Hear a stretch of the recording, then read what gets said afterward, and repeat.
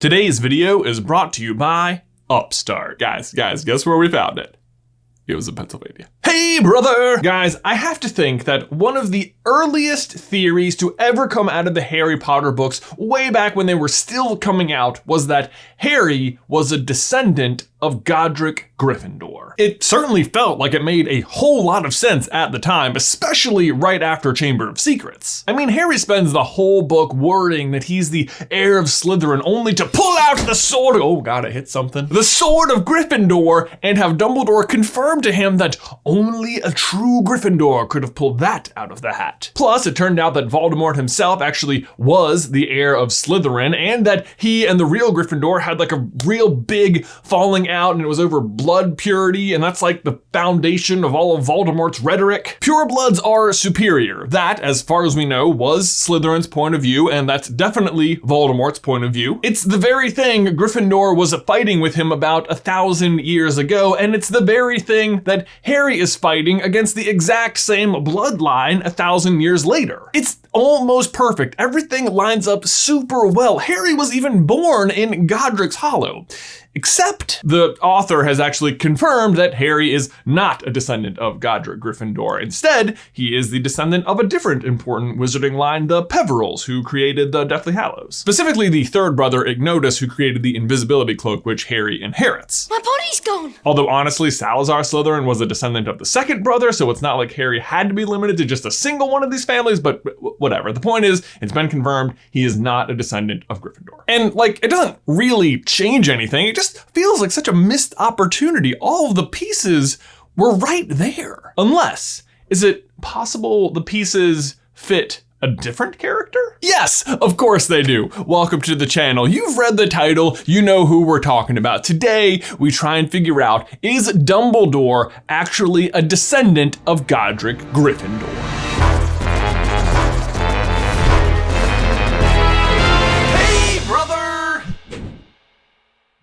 Guys, before we dive on in, I need to give a huge thank you to today's sponsor, Upstart. As always, financial responsibility is a big deal, and we recommend that you always do your homework and make the best decision for you. That being said, not all of us are like Harry and have Gringotts vaults stacked with galleons. Some of us have to take out goblin loans just to make ends meet, and we all know how goblins are with interest.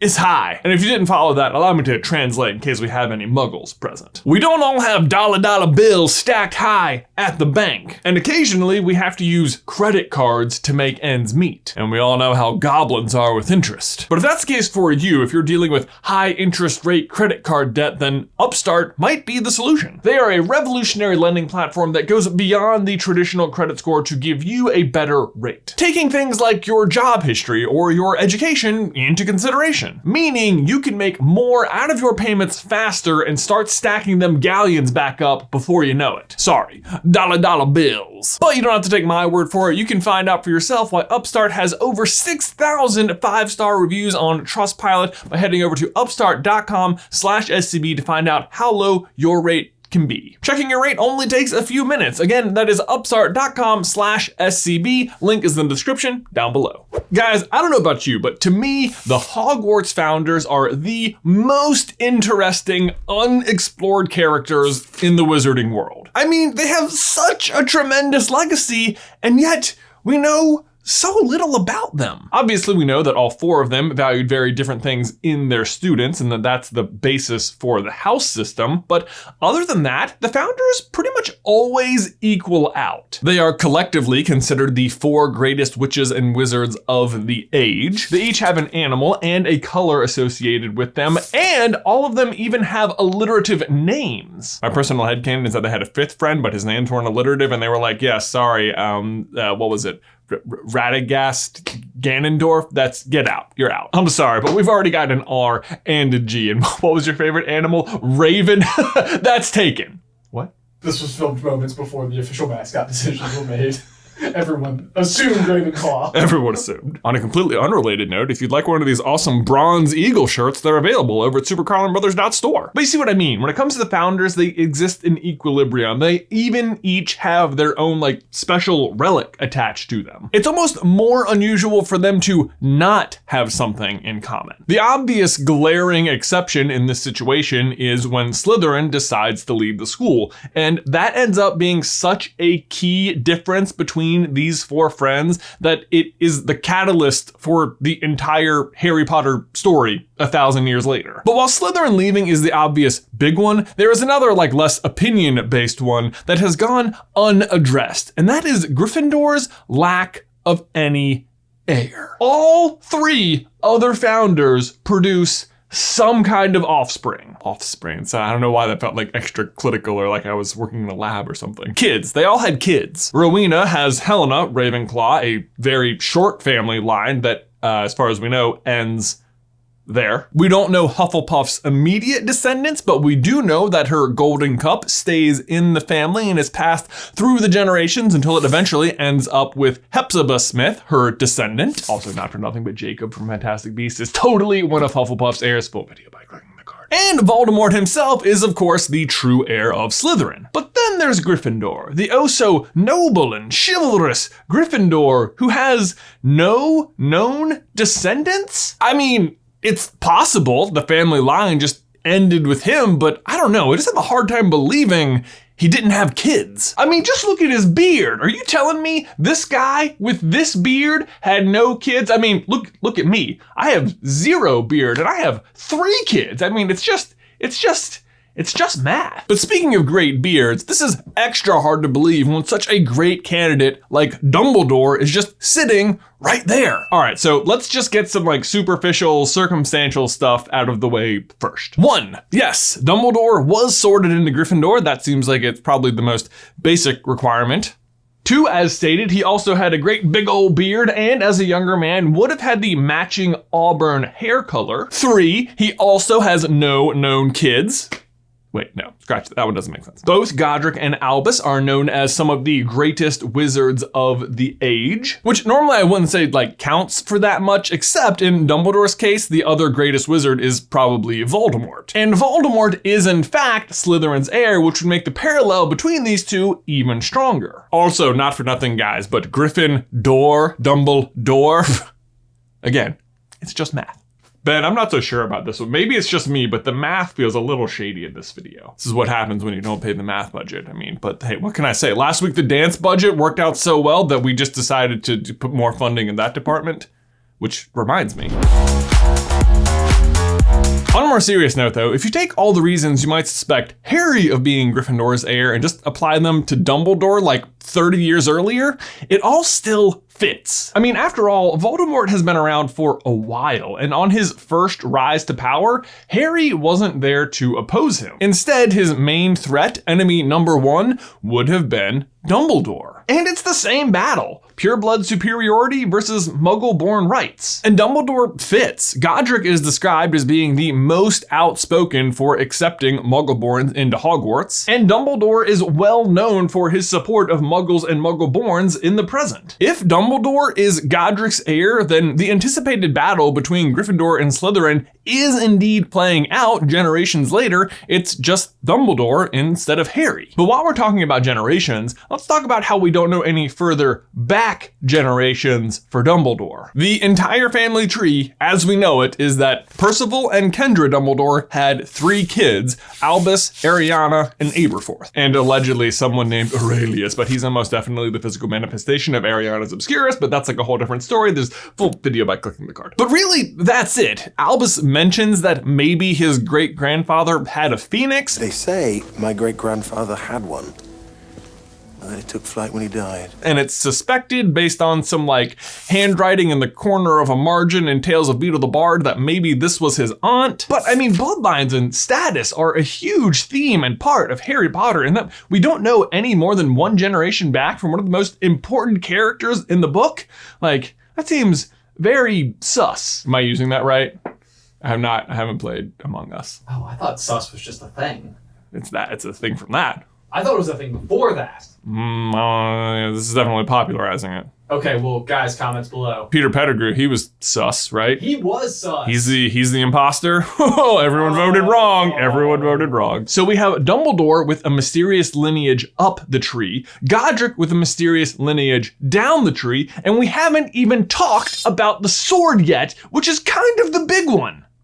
Ow. Last week, we talked about how the sword is similar to the Deathly Hallows in that it just has one true master at a time, which is why Harry knows Ron has to be the one to destroy the locket. Because you got the sword out of the pool. I think it's supposed to be you. He was not being kind or generous. As certainly as he had known that the dough was benign, he knew that Ron had to be the one to wield the sword. Dumbledore had at least taught Harry something about certain kinds of magic, of the incalculable power of certain acts. Every time we see the sword used as a sword, like as in to destroy something, it is being used by the person who has either just pulled it out of the hat or retrieved it doing something heroic. Sure, other characters are able to hold it and examine it, but we never see anyone else actually use it. This checks out in every situation except one, when Dumbledore destroys the ring. Prior to that, Harry had pulled the sword out of the hat in Chamber of Secrets, and the sword had done nothing since then except sit peacefully in Dumbledore's office. But according to Harry, based on what he learned from Dumbledore, Dumbledore should not have been able to destroy the ring. And yet, he does. How do, Dumbledore? How do? I mean, to be fair, he does walk away from the situation with a dead hand and a fatal curse, but I think we can all agree that was the ring, not the sword. But seriously, I think this is an important question. Like, why does this work? Dumbledore tells Harry, only a true Gryffindor could have pulled that from the hat. And don't get me wrong, I don't doubt that Dumbledore is a true Gryffindor. In fact, right now I'm trying to prove that that's biologically true. And it's not that I think he's not worthy enough to wield the sword. It wouldn't even surprise me if at some point in the past he had actually successfully pulled out the sword from the hat. But it doesn't matter if he's worthy enough or even if he pulled it out of the hat in the past, because if that was true, Harry could have destroyed the locket. He would have proved that he was worthy enough when he pulled the sword out to destroy the basilisk. I mean, even when Dumbledore's portrait is telling Snape to go give Harry the sword, he reminds him it must be taken under conditions of valor. Like, even Dumbledore thinks Harry is going to have to reprove himself to the sword. But like, are you seeing the problem? Dumbledore shouldn't have been able to use it to destroy the ring because Harry was the last person to pull it out of the hat. So again, how does he do it? Well, I think it goes back to exactly what he said. It would take a true Gryffindor to pull that out of the hat. Similar to the Elder Wand, Gryffindor enchanted the sword to appear to any worthy Gryffindor in need, and that Gryffindor would then become the sword's master. But I think there's a bit of an asterisk here in that in the meantime, the sword could always be used by someone who was a direct descendant of Gryffindor. Again, think about the other founders and their relics. Where do all of those objects end up even 1,000 years later? It's with their families. Slytherin's locket, still with the Gaunts. The diadem was stolen by Helena, but she's still the only one who knows its whereabouts. And the cup is living with Hepzibah, a known descendant of Hufflepuff. The relics stay with the family. And when Godric died, certainly he would have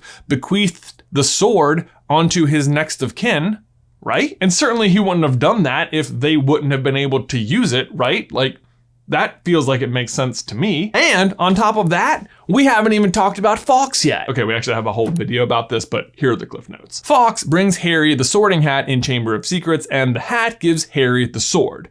2 of those 3 things used to belong to Godric Gryffindor, so what is Fawkes doing there too? What is the gold and red bird doing with Gryffindor relics? He's completing the set because he also used to belong to Gryffindor. What is that saying about phoenixes and Dumbledores? There's a story in my family that a phoenix will come to any Dumbledore in desperate need. Right. And how does the sword work? That it will come to a Gryffindor in need? Do you see it? Do you get it? They work the exact same because it's the same family. Dumbledore is a Gryffindor. The only question left really is, Is he aware of it? Honestly, I have to think no, because you feel like if he did know that it would probably come up, and he only seems kind of iffy about his own family's ancestry. But that doesn't mean he doesn't end up running the same school as his ancestors, sitting at his desk behind the door with the Griffin knockers. The Griffin door, if you will. Guys, thanks so much for watching today's video. Don't forget to leave a like on it if you haven't already, and subscribe so you don't miss any future Harry Potter action from us. We actually had a few more points about the sword and linking Dumbledore to Gryffindor that we just couldn't find a way to work into the video, but Ben and I are going to be discussing that during the show after the show, which is part of our exclusive behind the scenes